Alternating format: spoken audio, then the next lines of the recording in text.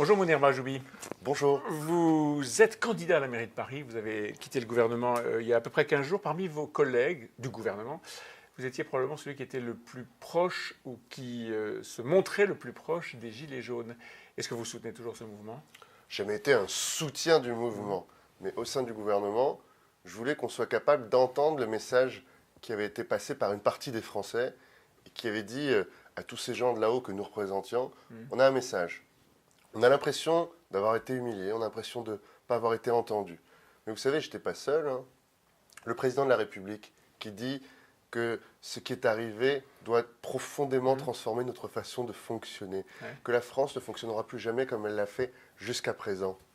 Ça, c'était un message de prise de conscience. Moi, aujourd'hui, je suis très attentif, très engagé autour du président et du gouvernement pour atterrir sur ce grand débat. Le grand débat, ce n'était pas la solution, le grand débat, c'était la méthode. C'était la méthode et il faut en sortir des propositions. Le Premier ministre, en faisant sa restitution, a parlé de 4 exigences, dont une, la première, la plus importante, l'immense exaspération fiscale. C'est ça le plus important? Dans l'exaspération fiscale, il y a beaucoup de choses. Il y a le fait qu'il y a trop d'impôts pour trop de monde, mais aussi qu'on ne comprend pas ces impôts. On ne comprend pas à quoi ils servent. Et dans l'acceptation d'un impôt, pour que, quand on est au pouvoir, on puisse proposer, demander à des Français de payer, il faut expliquer ce qu'on fait avec. Et aujourd'hui, il y a un très grand manque de clarté sur la dépense publique et sur le lien entre l'impôt collecté et l'impact dans nos vies. Il faut que les impôts baissent et baissent plus vite. Là encore, je cite Édouard Philippe. Écoutez, je ne suis plus au gouvernement, je suis dans la majorité. majorité. Êtes député. Je suis député de la majorité, très grand soutien de ce gouvernement. La pensée des Français exprimée dans ce grand débat, et puis vous le voyez dans les médias, vous le voyez dans la discussion publique qu'on peut avoir dans nos familles. Oui, il y a un sujet sur l'acceptabilité et l'acceptation de l'impôt. Donc aujourd'hui, à la sortie de ce grand débat, il faudra apporter des solutions, il faudra baisser l'impôt pour beaucoup de Français. Et pas pour tous. Vous savez, il n'y a pas de bouton automatique où on peut dire on baisse l'impôt pour tous les Français immédiatement. Si, ça peut se faire. Ça existe. Des impôts ou des taxes. Oui, ça peut se faire. C'est ce qu'on a fait pour tous ceux qui en payent. La taxe d'habitation, par exemple, nous sommes le seul mouvement et la seule majorité à avoir proposé de la supprimer pour tout le monde. Sur le principe, baisse des impôts pour tous? Sur taxe d'habitation, suppression pour tous. Ça, c'est une volonté qu'on a exprimée depuis longtemps et il faudra continuer. Vous savez, ceux qui aujourd'hui ont l'impression de ne rien recevoir et de beaucoup donner, c'est cette fameuse classe moyenne.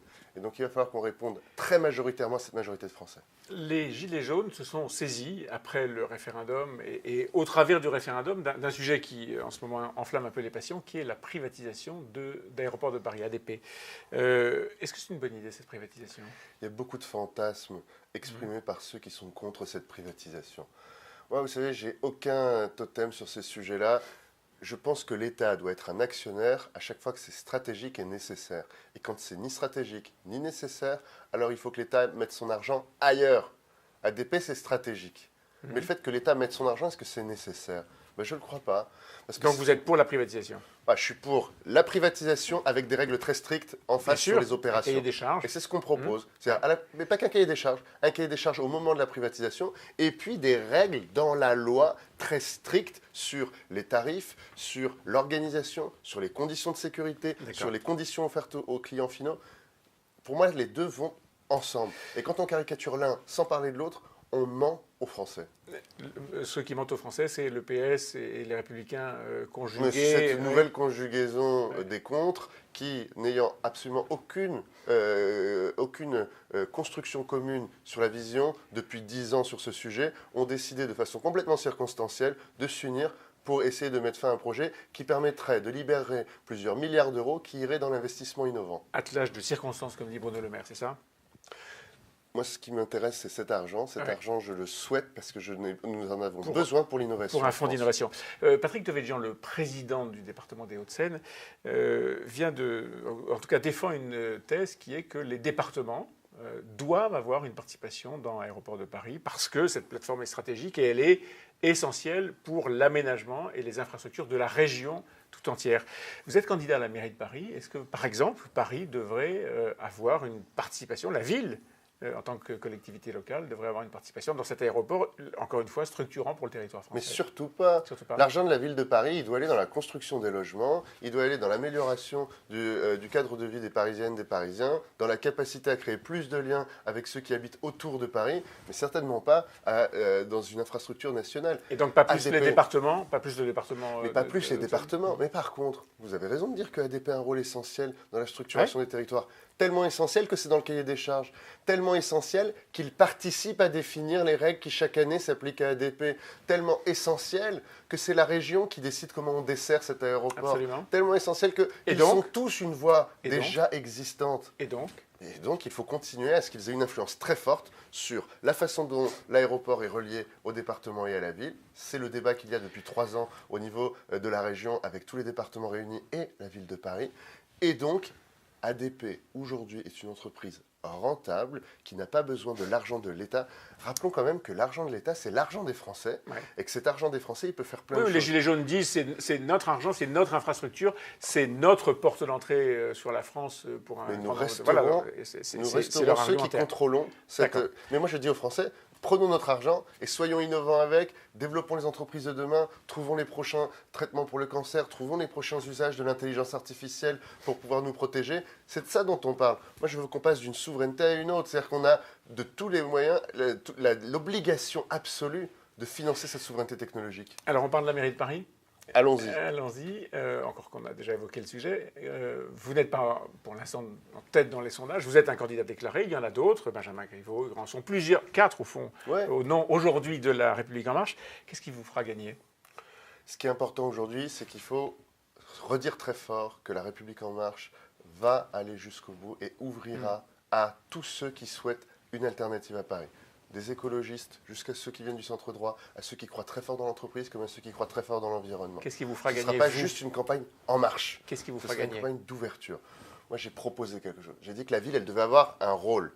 La ville, elle doit servir à quelque chose. C'est pas qu'une infrastructure froide. C'est pas juste de la sécurité, de la propreté et quelque chose qu'il faudrait mieux gérer. Et de l'autre côté, je pense pas que la ville, elle doive tout faire dans nos vies. C'est pas une ville communiste qu'on est en train de faire. Donc j'ai dit, moi je veux que Paris donne sa chance à tous. Son rôle, c'est de donner la chance à quelqu'un qui arrive de province et qui arrive à Paris de faire sa vie. De quelqu'un qui arrive de l'étranger, de choisir l'entreprise dans laquelle il ira, la formation qu'il fera. Concrètement, priorité au logement.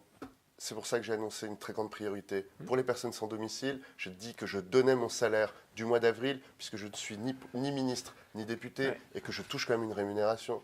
J'ai dit priorité sur le logement social. J'en ai parlé aujourd'hui. Il y a une vidéo qui est mise sur mon Twitter où j'explique ce que j'en pense. Votre compte Twitter parle beaucoup de logement social, en effet.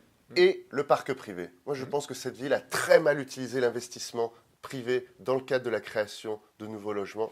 Il faut un maire qui prend sur ses responsabilités de libérer du foncier, qui prend sur ses épaules l'idée d'animer tous les acteurs de l'immobilier à Paris et autour de Paris, parce qu'aujourd'hui, personne ne se sent responsable. On a une ville qui dénonce la libération du foncier en disant « c'est la faute à l'État, c'est la faute à la SNCF ». On a des investisseurs qui disent « la ville ne nous répond pas ». Il faut un maire responsable du logement de ses habitants. Et puis après, je crois très fort au micro-quartier. Moi, je veux le Paris des 240 quartiers. Parce que le quartier qu'on connaît le mieux, c'est celui des 10 rues autour de nous. La propreté et la sécurité, c'est là qu'elle va se passer. Et c'est là que, éventuellement, l'actuel maire de Paris a échoué, c'est ça ? Mais sur le trait local, elle a tout échoué sur ce sujet. C'est-à-dire qu'aujourd'hui, à l'échelle d'un quartier, la propreté, c'est de l'industrie. La sécurité, c'est de l'industrie. On ne sait pas qui sont nos interlocuteurs. Moi, je ne sais pas qui sont les interlocuteurs de mon quartier pour la ville. Personne ne les connaît. Et il y aura demain des référents, si c'est vous qui êtes élu. Il y aura des référents dans chacun de ces 240 quartiers. Des référents de propreté, de sécurité, que vous pourrez... Donc des personnes, en tout cas, à qui s'adresser. Des vrais êtres humains qu'on pourra toucher, à qui on pourra appeler et à qui on pourra écrire sur Internet. À propos d'êtres humains à qui vous pouvez parler, vous en voulez à Emmanuel Macron ? Je veux dire, il ne donne pas le sentiment de vous avoir choisi, vous, principalement, comme candidat préféré. Benjamin Griveaux a l'air... Non ? C'est vous qui dites ça aujourd'hui, c'est votre opinion. Il ne donne pas le sentiment, et je dis, est-ce que c'est faux ? Est-ce qu'on se trompe ? Je crois que le président a d'autres choses à faire aujourd'hui que de s'occuper de choisir le candidat de Paris. Il y avait le Brexit hier soir. Oui, d'accord, hier soir. Mais je veux dire, la conquête de Paris n'est pas un élément médiocre dans la stratégie du président. Ce qu'a souhaité le président, ce qu'a souhaité tout l'entourage et la direction d'En Marche, c'est que tous les candidats soient traités de la même manière. C'est pour ça que quand j'ai exprimé ma volonté de m'engager pour Paris et de quitter le gouvernement, nous avons pu ensemble quitter le gouvernement au même moment. Mais vous savez, aujourd'hui, la façon qu'on va avoir de choisir le candidat, elle sera très simple. On va regarder ce qui se passe. Ouais. On va regarder qui résonne le plus avec les Parisiennes et les Parisiens. On va regarder qui porte une vision et incarne une vision qui est le plus à même de nous faire gagner. Et tout le monde se rassemblera, nécessairement. C'est l'histoire des campagnes électorales. Merci Mounir. Merci à vous.